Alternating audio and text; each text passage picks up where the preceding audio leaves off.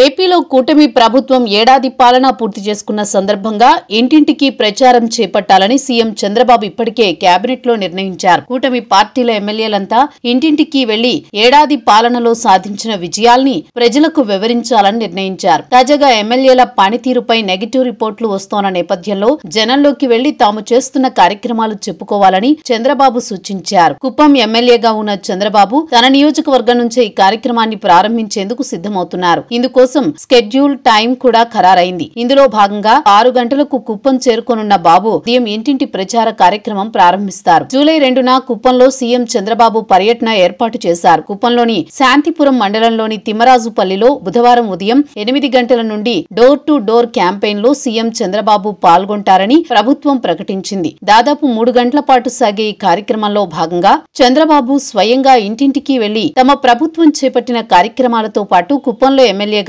తాను చేపట్టిన కార్యక్రమాల్ని సైతం ప్రజలకు వివరిస్తారు. అనంతరం 10:55 తుమిసి వద్దనున్న ఏపీ మోడల్ స్కూల్ వద్ద పబ్లిక్ మీటింగ్ లో చంద్రబాబు పాల్గొంటారు. మధ్యాహ్నం 3 గంటలకు కుప్పం ప్రభుత్వ ఆసుపత్రిలో టాటా డిఐఎన్సిస్ సెంటర్ ను సీఎం ప్రారంభిస్తారు. సాయంత్రం 4:20 శాంతిపురం మండలంలోని తుమిసి వద్ద ఏర్పాటు చేసిన హెలీప్యాడ్ ను చేరుకుని అమరావతికి తిరుగు ప్రయాణం కానున్నారు.